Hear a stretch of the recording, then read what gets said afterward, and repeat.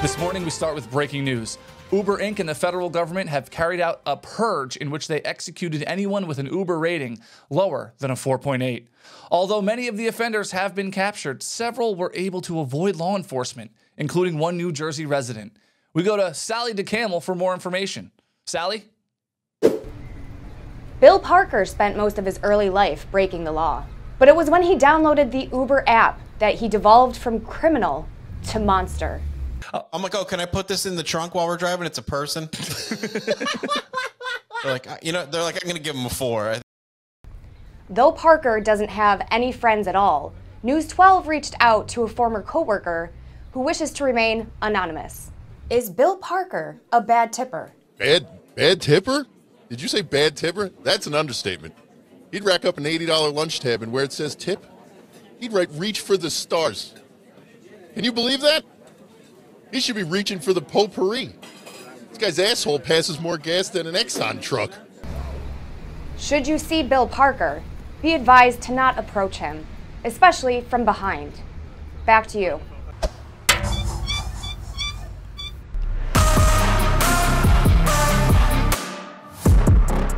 Wow, it's sad to see something like that happen to someone we know, but just want to say thanks to News 12 New Jersey for providing that breaking news update. And with that said, welcome to another episode of the Gill Lane Show. My name is Chris Kanya, and with us as always, we have Chris Novelino, a.k.a. Mo. What up, Mo? What's happening? Glad we're cleaning up the streets a little bit, but I feel safer doing the show. Yeah, I mean, if you want society as a whole to rise up to a new level, you got to break off the scum that's just holding us down. So yeah, trim the fat, just evolve. Mm-hmm. I'd like to thank all the first responders and everybody working hard to locate that fugitive. And if you need anything from us, let us know. Don't you hate when people say that? Or when you get caught saying it to other people? If there's There's two, right. That's a good point. There's two different ways of looking at that. Because number one, I do it myself. Like, actually, I know somebody recently had someone pass away, and I was like, and they had to go to a funeral. So they were like, oh, and I was like, oh man, if you need anything, what the fuck do they need from me? Like, it's such a hollow gesture, like, what do you need? Yeah. Yeah, sure. However, then the other side is, like you said, the over acceptor, right? When they actually give you something. Like give you something that they want, like, can you hit the grocery store? Which, I don't know. If there's anything you need, let me know. There's plenty of people that I do mean that. I mean, it does suck when they cash it in, let's be honest, but right. I would be okay with them asking me to do certain things, I think. Yeah, maybe. But you're in your head. I don't care who it is, how close you are to them. As soon as they're like, you know what, actually, now that you mention it, immediately your brain goes, man, I didn't mean that.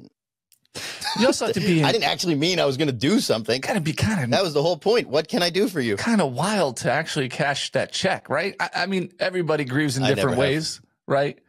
Maybe it's not always grieving. It's like, hey, my friend just moved to a new apartment. While you're getting set up, if there's anything you need, let me know. You drop the last box, help them move.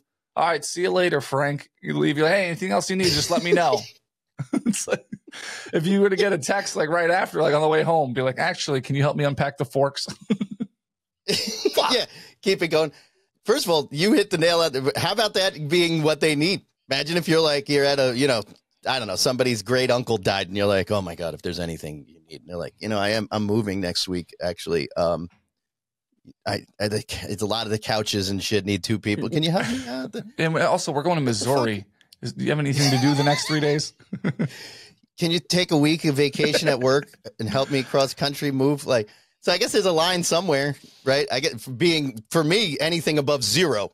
If you say you want anything, you need a pack of gum at the store. I'm like, Jesus Christ. I was just being nice. It is fun. I mean, when tragedy happens and if you have people close to you and they want to do nice things, it is interesting what people choose to do on their own. Because, people ask, my dad passed away, and people are like, if there's anything you need, let me know. And I, of course, didn't cash that check. I'll be, give me, I'm good.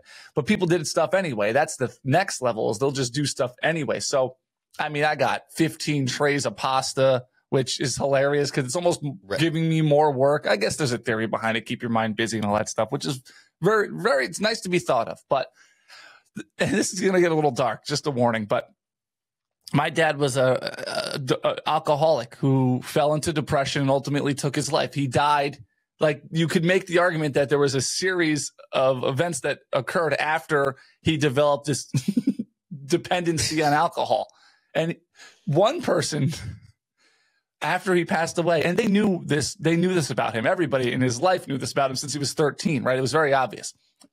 They sent me a 30-pack of his favorite beer, which was the last thing I wanted to see. Never mind have in excess in my own house.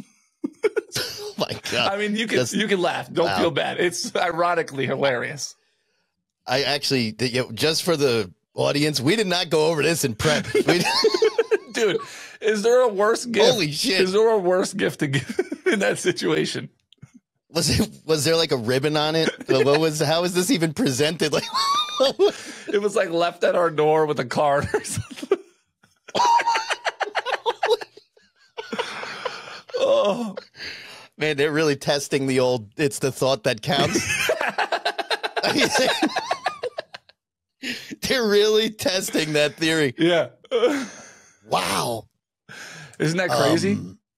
I threw the whole thing away. I mean, especially in that frame of mind, I was like, this is the last fucking thing I want to see right now. First of all, yeah, and giving you mind-altering alcohol in any kind of stuff. Why don't they just give you a you know what? My God. Yeah. It's like a fucking 6-pack and a bag of meth. Like, why don't you have a problem now too? Yeah. But as far as somebody, if you saying that to someone, if you say, if there's anything you need, let me know. There's a lot of parameters with that. First of all, the boundaries, like you mentioned, moving to Missouri, stuff like that. There's a boundary to anything you need, right? There's the boundary of if the activity does occur, what's the activity and what's acceptable, right? Like, is it just localized to something relational to this event? Like, if you said if there's anything you need after a death, let's say, now is it only things involving errands, like for I need a grave blanket or something for the, to look nice at the funeral, like, or flowers, like, or is it moving to Missouri? Well, that's interesting. That's not related to the event that caused me to say it. Because if you're caught up in having to plan, and I don't know why death is the number one thing that we think of when it's this example. There's plenty of things, you could be busy with the kids. Anything you need, let me know. I have a little recency bias. But. Yeah, I get it. But I guess if there's if you're planning the repast or the funeral or the wake or these events that take place, and if you're like, oh, I forgot ice or something, can you grab ice on the way? That's great. Yep. And that translates to good we're things. Cooking. Yeah, that translates like a good to a good event too, like a barbecue or whatever. But now let me ask you this: if you do the thing right, you're free and clear from your offer now, right? It's one thing that you've offered. Well, see now, second state here. Yes. Now you did say if there's anything you need. Right? You did not say if there's any things you need. Yeah, one thing and you're in the clear. Like, I hope that ice was real important because now I'm done. Yeah, it's like a genie. You get one wish with this, this magic lamp like a genie. Well, genies did 3. You're not getting 3. 1. The genie's back in the lamp. It's a apprentice, a genie apprentice. I don't know what to tell you. That's why ice would be a great one, because it's easy and you're out now. I'm out. You ask for something else, it's going to get ugly. You better hope you get asked for ice. Oh, man. If you give that anything you need, let me know when you get that text about ice. Poof, what a day. Poof. Yeah. Now, also, that's very close in time, too, because here's another. How long do they have to cash this fucking check? Oh, okay. Right? So, like, what are you going to call me a month later? Yeah, be like, hey, yeah, you remember when I saw you at that wake? You said if I needed anything, I could really use like 500 right now. Can you float me a $1,000? Oh, that was a month ago. That's another thing. Does it have to be related to the thing that caused you to make the offer? That's exactly what I said on the last one. Is it relational to the thing that made me say this, or is it that's like the moving? Moving has nothing to do with this. Floating you $1,000 has nothing to do with this. Yeah. Maybe don't bet on the Jets every week, you fucking idiot. Yeah, there's a lot of semantics when it comes to something so broad like that. And it's just something that's a throwaway for most people's brain. You know, oh, if there's anything you need, just let me know. I mean, it's almost an insult saying that. Now I'm getting pissed off. Yeah, it's almost like you're not paying attention to what they might actually need. Like you walk out of the move and you're like, and they say they mentioned that the deck is falling apart. It'd be nice and more personal for you to go, hey, come spring, if you need help putting that back together, I got you. And it also saves your ass a little bit because this is where we get cloudy, as we've just discussed for the last 5 minutes. Yeah. So. Yeah, I you know, like you said, like, well, there you go. There's a deck. Oh, if you need anything, let me know. You're like, well, do you know how to power wash and stain a deck? Next week, it's winter's coming, and there's so much to it. And I mean, I've said it to people, and I might be a step ahead because I've said it to people, and then immediately in my head went, what the fuck is that even mean? Right? Like I've thought about this on occasion, but that last time it happened to me, I was really thinking about it, and I was like, I don't. Like, what do we do? If there's anything you need, I'm leaving it open to everything that exists in the universe. Again, if you to say it around certain people, you probably know a lot of people in your life well enough to know that they won't cash it in. And if they do, it probably will either be a joke or, something they would have asked anyway if you didn't even make the offer. But you could get caught. This is your lesson, especially around the holidays, people watching and listening. Be careful. Be careful. Choose your words wisely. Yeah. And Italians will take you up on this, so definitely check their last name before you say that shit. Speaking of Italians, there's this video going around with Philadelphia. If I asked you who the biggest superstar to come out of Philadelphia ever in the history of mankind, Mo, who would you say it is? Ben Franklin. Nope, wrong. That Liberty loser. Bell. That idiot. That dumbass. How about Rocky Balboa, baby? You know. Oh, yeah. That's like Bill Burr said. It's a fictional character, you fucking idiots. There's a viral video going around, I don't know, from the last 6 days or so. I guess Sylvester Stallone had to go to Philly because they were, I don't know if it's a new statue, but they're standing by the statue in this video, but they're assigning a day in Philadelphia as Rocky Balboa Day. Yeah, actually, to add to Bill Burr's bit, not only do they have a statue of the only person they have a statue of out there is a fictional character. Now they're dedicating a whole day. Just remember, I just said Ben Franklin. He's real. They don't have any, I don't hear about that. There's no viral video of that going around, is there? No, not that not recently, at least. Yeah, so there's a Rocky Day they're anointing. So that's, I guess, why Sylvester Stallone came here. They must have done some sort of meet and greet because this is where the video starts. Sylvester Stallone standing in front of the Rocky Balboa statue, assumingly in Philadelphia. And a kid jumps into frame. Now, somebody's recording from the line, so this isn't like a fully produced thing from Sylvester Stallone's team that they're going to use on some documentary somewhere. This is a cell phone video. And here's how it goes. Sunshine and rainbow. It's a very big and nasty place. And I don't care how tough you are. It will beat you to your knees. So it's a kid, and you probably can't hear it well, but if you're watching it, it's subtitled. But it's a kid kind of just walks up to Sylvester Stallone and starts reciting the famous scene from Rocky about, being tough, I guess. Yeah, but getting back up and where. By the way, a scene that it appears Stallone is not still memorized. He needs a little help because he wasn't expecting to have to run dialogue with a kid. He's like, hey, line? You got a line? Yeah. First of all, there's a lot to break down in this video. Line.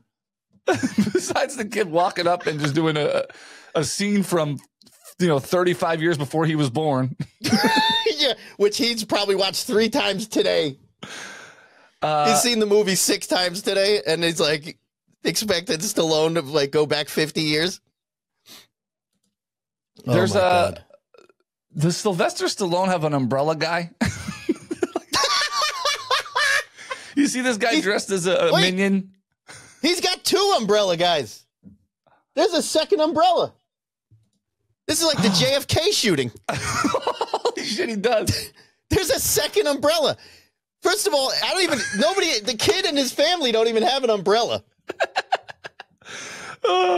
He's like, this is Rocky, one of the toughest icons of all time. And he's like, got two men with parasols like a 13th century Japanese princess. Oh, Lucky is getting wet. He's like fucking, he's supposed to abuse guys in the ring. And now he's worried about his hair. And he's also doing he's running the lines about being tough while having an umbrella. The toughest scene in the movie. Meanwhile, he's like, my hair's a little frizzy. What? Can we get the parasol guys over here? Holy shit, that's a great observation, Chris. They're like, you don't need an umbrella today. Hey, you gotta be a moron.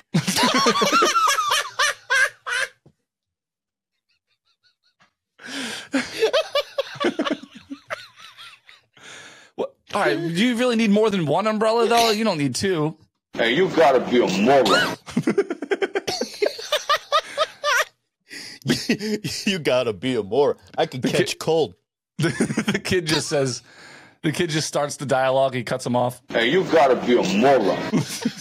He started. Actually, it looks like when you have it frozen. That's what it looks like he's saying. Yeah. Holy shit. He's got two umbrella guys.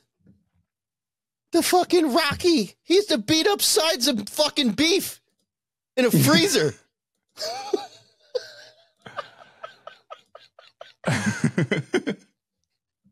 Oh my God, that's classic. Rocky, you need an umbrella? It's barely raining. I'm afraid! All right?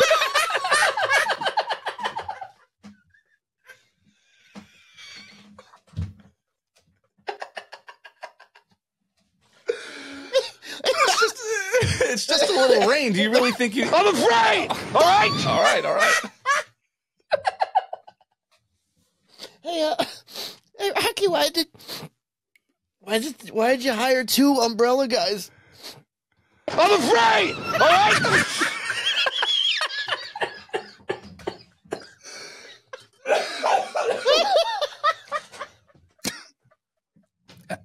I mean, all that's going to happen is your hair's going to get a little wet. I'm afraid! All right? Oh, shit. Oh, shit, I'm crying. I'm afraid! I'm afraid! All right? That's clever. Oh, Holy shit. shit. Oh, my God. This fucking 8-year-old's so much tougher than Rocky. Oh. Whew.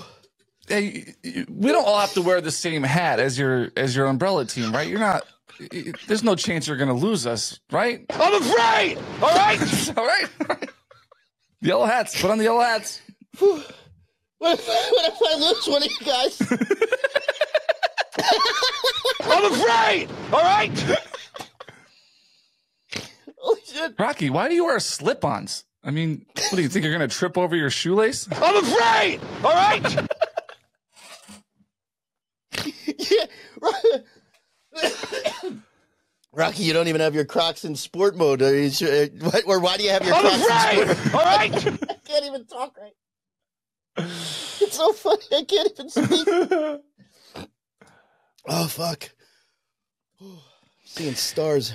Hey, this 8-year-old wants to talk to you, but you said you needed 10 minutes before you can talk to him? I'm afraid! All right? Okay, all right. Sorry, Sly.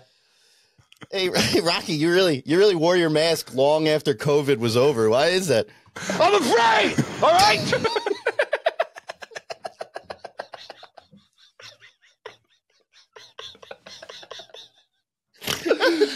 Oh. Oh, wait, that guy is wearing Crocs in the background here. Look. Yeah. Oh, sorry. That's why I was like, let's work that in.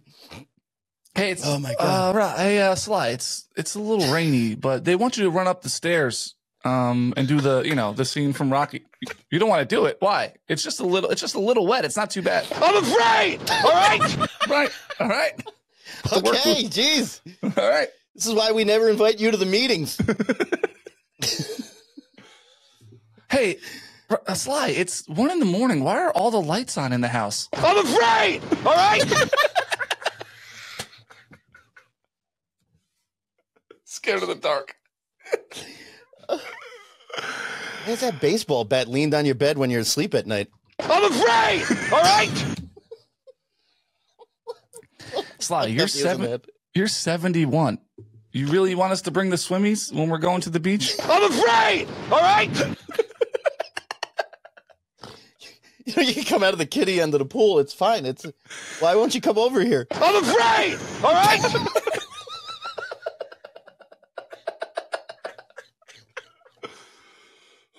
Holy shit. Holy shit. All right, Sly, your 75th birthday is coming up. Don't you think it's time to get your driver's license? I'm afraid! All right? All right. We don't have to drive. Okay. I'll drive you. I'll drive you. I'll pick you. I'll get you an Uber. I'll pick you up. Oh, my God. Oh. Man, they told me do more cardio. This counts. Holy shit. Oh, so, my God. Kid recites the scene to Sylvester Stallone, and it's an adorable moment. There's a big hug, and the world goes nuts. Big hug. And he's still celebrating a fake character and not real historical heroes. Hey, while Philadelphia is celebrating a fictional character, people in New York City aren't really celebrating, but it's definitely sweeping the news circuit here. Anytime you Google New York City right now, this will come up.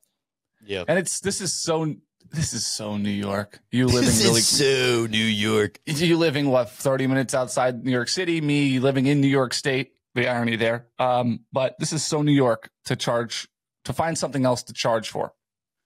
I mean, how expensive is it to go into if you were in your head going, all right, family day in New York City, what are you budgeting just to get there? Not including parking, just tolls, the way you get there and the way you get back. First of all, the train. All right. 3 people. The last time I was in the city, took the train into Manhattan, 3 people, $100 for the train. So let's start there. Like 90 or 80 something, 90. So about 100, set 100 aside just to get in there. Or if you say, hey, like my family's mostly in Brooklyn. You want to go to Brooklyn? Take 2 bridges. It's like $50 almost. That's just like just for the 2 bridges. That's not even New Jersey, by the way. No. You still have Jersey tolls. Yeah. Or you could go around up into Canada and then come back down the coastline through Maine. If you want to do that, that'll save you $40. I mean, it's insane. It's insane. I mean, New York's a fucking disaster on so many levels. You know, I know it's the greatest city in the world, but it's also the worst city in the fucking world. Mm-hmm. I mean, it costs to go there already, right? You can't get to New York without a bridge, tunnel, boat. No. Right? You cannot. Or a ferry, I should say. Unless you're a fucking skydiver, and then you're just getting arrested when you hit the fucking ground. You know. Yeah, so it costs money to go there anyway. Yeah. Yeah, it costs you a ton of money to go there. And now they're like, let's see if we could extract a few more fucking shekels out of these fucking poor saps when they have to come here. So now they're calling this congestion pricing. Let's let Fox 5 explain what's going on here, if we can. Oh, after this Ember mug ad. Yeah, they're our new sponsor. $40 mug to keep your coffee hot. Just drink it faster. It's not going to burn your lip. I'm afraid! All right! That board proposing a $15 fee for passenger vehicles traveling south of 60th Street between 5 a.m. and 9 p.m. on weekdays. But there are different prices for taxi and for-hire vehicles as well as for travel during off-peak hours. We have live team coverage of this, covering all angles of the story. Linda Schmidt will have a reaction from drivers. But first, we go to Ashley Rodriguez for a full breakdown of this plan. Ashley? Well, as you know, the board has spent months trying to come up with a way to discourage drivers from clogging up the streets of Manhattan. They want to charge drivers. They want to make driving unattractive, but they don't want to charge too much. Well, today they announced that they have come up with a plan that met their goal. Take a look.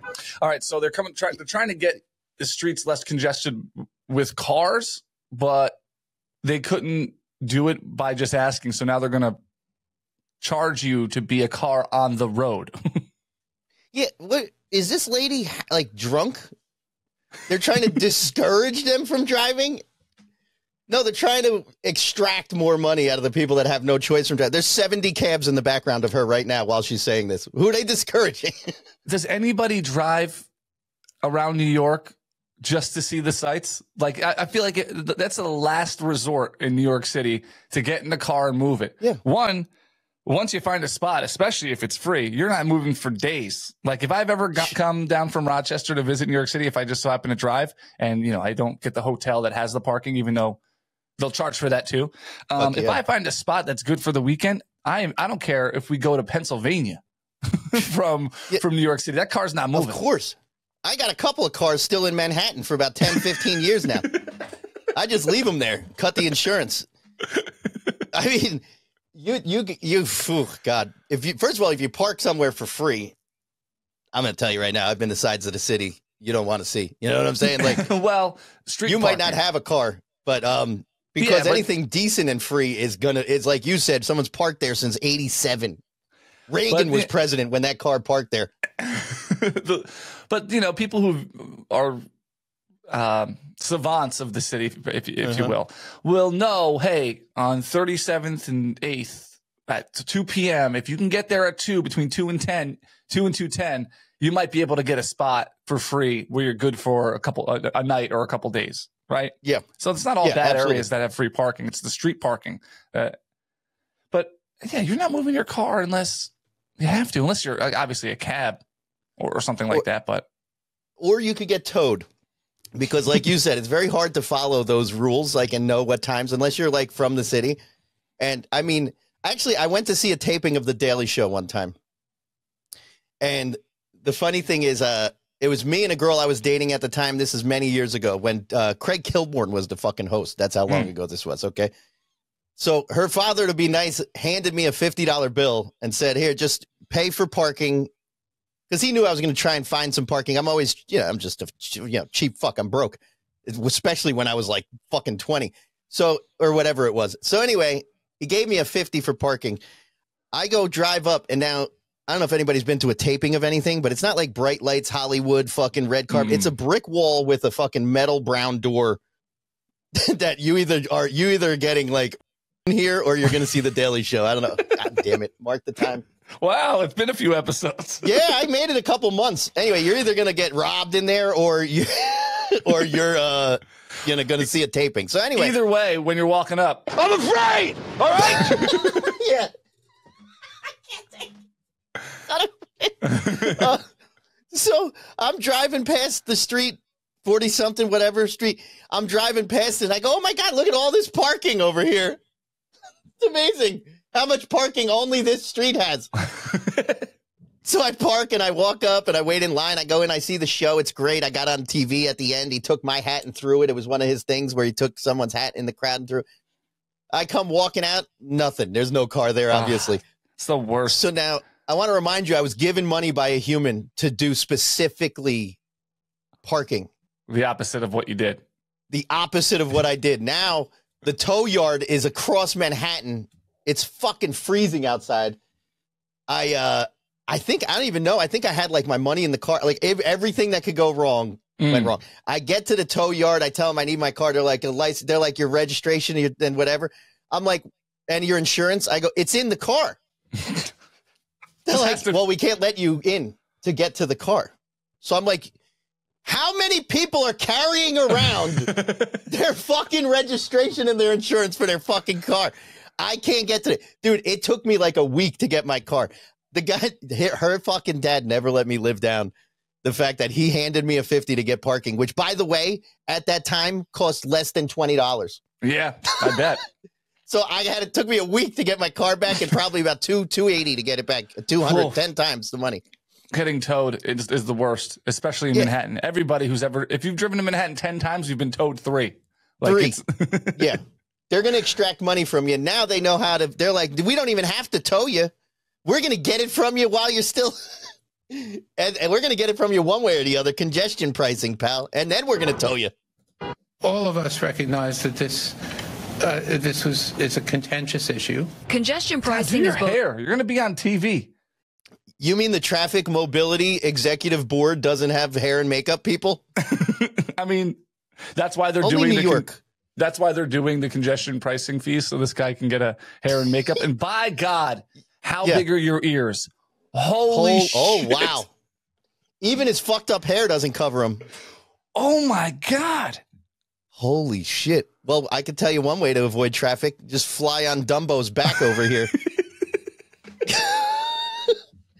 Like, wow, you're early every day to work. I know. Well, one, I don't have to do my hair. He's like, I can hear. And two, I fly. I can hear what traffic lights are green, so I take that path. You can hear that? Wait, no, take a left here. I heard a green light 3 blocks up. There's a fender bender across town. I just heard it. Yeah. What the fucking? He's fucking Daredevil. It's Matt Murdock. He can't see a goddamn thing right now, but he hears everything. He could just construct the room out of 3D like grid from his fucking sound waves reverbing. Holy shit. How did I not know that? You had it. I don't know how I missed that. I must be blind too. Holy shit. It's humongous for people just listening. I mean, it is one of the biggest ears I've ever. It looks like a Mr. Potato Head ear. It does. It looks like both potato head ears on one side. My God. Like Picasso is rendering the traffic mobility board. Contentious and costly to people who want or need to drive into Manhattan south of 60th. But on Thursday, the Traffic Mobility Review Board released the prices they agreed would discourage drivers from crowding and polluting the streets of the city's central business district. Passenger vehicles would be charged $15, trucks between $24 and $36 depending on size, and motorcycles $7. $15 to drive in a specific area that they find the most congested. Yeah. By the way, you already paid for the tunnel and maybe a bridge or two, depending on which way you're coming from. And now they're like, oh, this part, 15 more. Whatever highway tolls in your state that you're coming from, whether it's New York, New Jersey, right? A lot of people come from Connecticut, and you got to hit the fucking GWB. Like, you know, this. Holy shit! And by the way, what's the alternative for these people? They're discouraging you from. No, you're just extracting more money. New Yorkers are just going to go rip these things down in the middle of the night. Oh yeah. Oh, absolutely. First of all, it looked like. Did you see the 2 cameras that were looking at the cars and shit? It looked like the old Rob from the 1986 NES. The fucking robot. High tech. Yeah, where were they? Here? There it is, like right there, yeah. Wally is hanging out behind. Looks like Wally's in a press booth at a soccer game. Wally's at a fucking strip club. Fucking lenses are coming out. I've never seen such lenses on a lady. Hal 5000's got he's a hard on. Yeah, those are like, look at I see it's screwed behind probably bulletproof glass. I mean, what if I spray paint the fucking glass? I mean, I don't know. I'm sure they thought of all this. They are New Yorkers themselves who come up with these things. So well, that's true. So it's virtually tamper proof, but it doesn't mean people aren't going to try. I mean, you just solved it with spray paint. $15 a day. Simple math there. 15 times 5 times 52. Let's say you get a couple weeks off. It's more. It's almost $3,500 to $4,000 more a year. People got that laying around. That's if it's one way. By the way, I know it's one way with the bridges and stuff, but it might be one way though.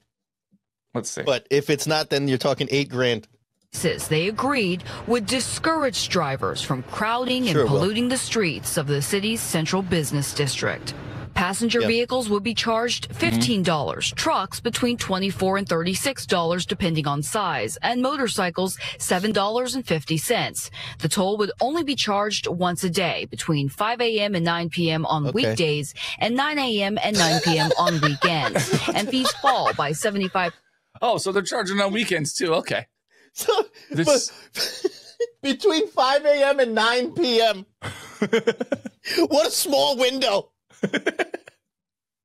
It's like it's like nights and weekends when you first had a cell phone. Like, don't fucking call me before 9, motherfucker. Oh, I have unlimited minutes after 9. 9:01, your phone blows up. Well, mine isn't. 5 a.m. Yeah, mine either, but 5 a.m. to 9 p.m. They're like, yeah, they're only going to charge Monday through Friday. You're like, what times? They're like, no, Monday through Friday was the times. 9 a.m. and then 9 a.m. to 9 p.m. on weekends. But if you come at 4 in the fucking morning, we'll give you 75% off. So, by the way, if you come at 4 in the morning, it still costs you like $5.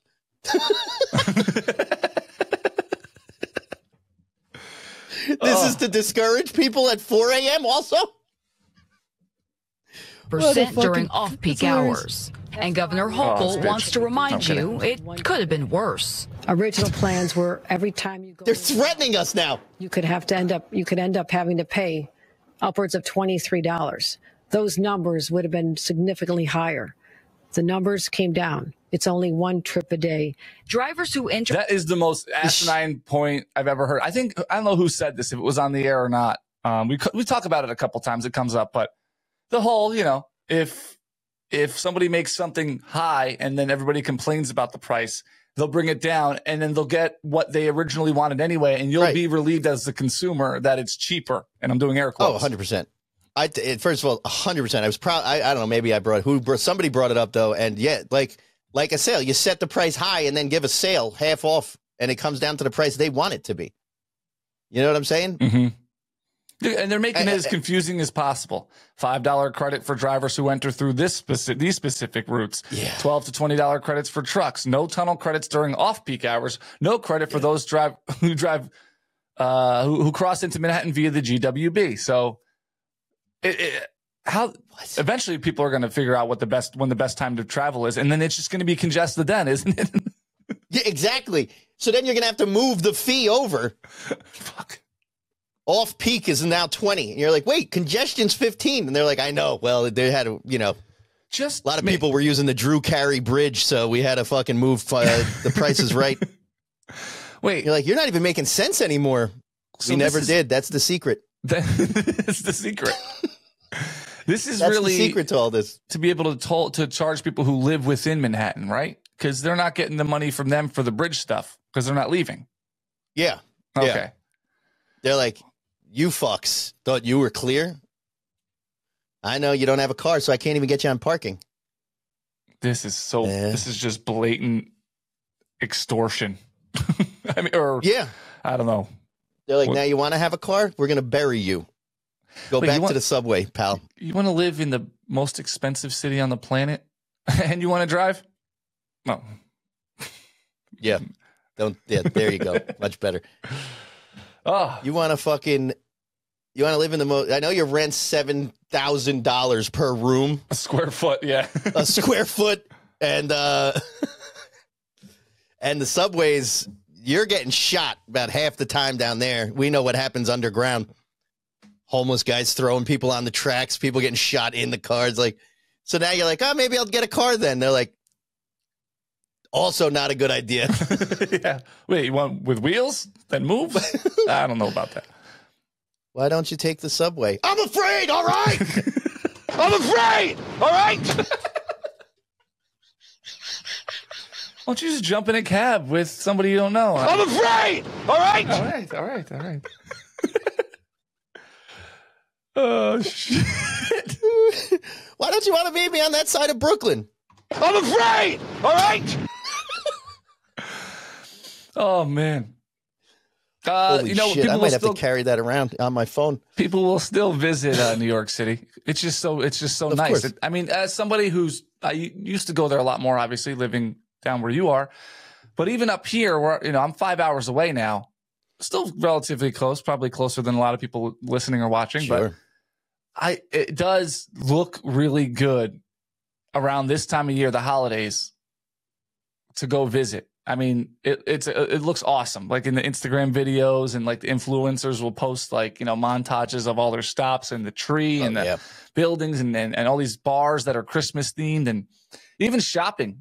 It makes me miss shopping in person in general for Christmas. Now I don't buy a lot of gifts, but even when I go get clothes for myself for whether it's a vacation or I don't go wardrobe shopping at all, but when I used to for school clothes for myself or whatever, I miss parts of shopping in person. I really miss versus, clicking a couple things on your phone and getting your shopping list done. Yeah. New York's a perfect example. I mean, actually, last Sunday, I guess 2 days ago that was. Yeah. They shut down. They have a day before Christmas. They shut down Fifth Avenue the weekend, a couple weeks before. They just shut the whole fucking road down, and it's just mobbed with people walking and shopping. Which, by the way, I don't know. I didn't even know that enough people existed that could afford that fucking any store on that road. But apparently, there's thousands of them out there. Yeah. Anyway, they don't even have people driving through, just walking, mobbing the street, walking around in person, bags like the old times, you know? And as I sit here right now, that sounds like the last thing on the planet I want to do. But, you know, when you're in it, right, and, you know, you're caught up in the fresh air and, you know, you're in the right mindset. It is fun to do. You know, I don't have money to shop on Fifth Avenue, but even going anywhere to shop in person, I miss a couple things for the wrong reason. Like I miss buying something and not getting an email 30 seconds later asking me about what I just bought, which happens no matter what you check or uncheck in every online store you shop on. Yeah, absolutely. And I took a trip. It's funny that you said that because it's I love when people say like about they'll talk about crypto and Bitcoin and they're like, oh, is it anonymous currency is so dangerous. We shouldn't do this. And you're like, you ever heard of cash, asshole? What the fuck do you think happens when I hand you a $20 bill? What does it have, my fucking entire history on it? Like, get the fuck out of here. But anyway, that's an aside. I went on Black Friday. I went, me and my son, we went to the mall, just walk around and people. I did all my shopping, by the way, via the click, like you said. I didn't buy one thing in person per se. It's very enticing. But I just wanted to people watch. I miss people watching. And it's a lost art. It was packed that day. Don't get me wrong. So we finally got some, but you're watching people just look at their phone and walk into signs and shit, though. That's the difference. And as someone, you know, I'm not great with money. I'm not terrible. I have my house is paid for every month and shit like that. But I miss taking, you know, 3, 4, 5, depending how many people you have to shop for. Let's say it's $600 and going and spending it, getting your shit, and it's just gone. It's just done. It's gone. Transaction's done. Wrap it. Merry Christmas.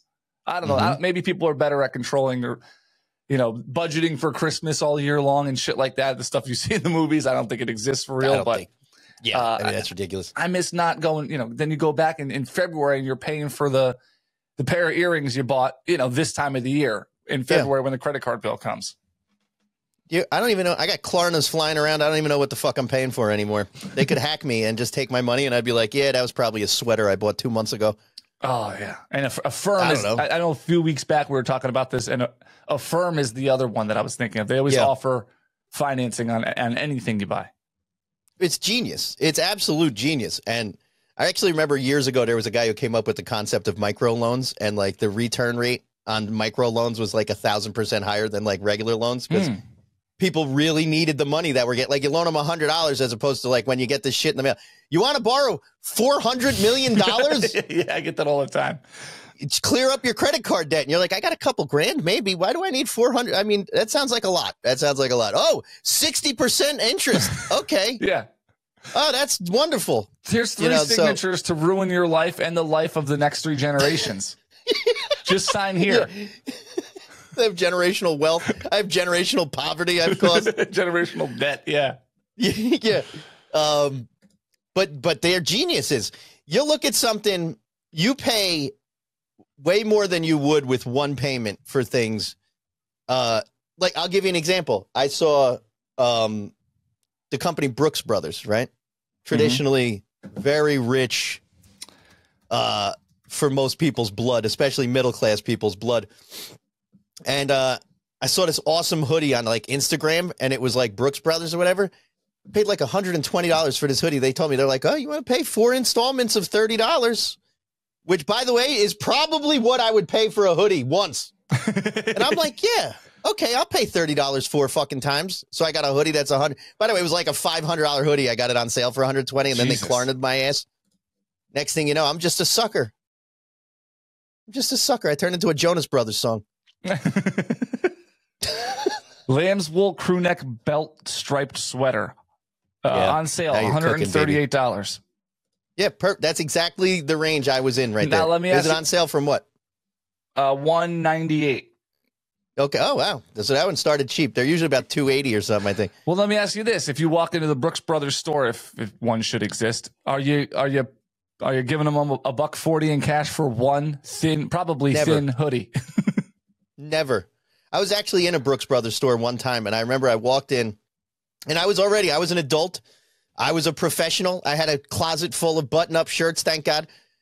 Because I walked in there, and I remember I saw a tie was like $285, and I was like, you know what? I'm going to go catch some lunch.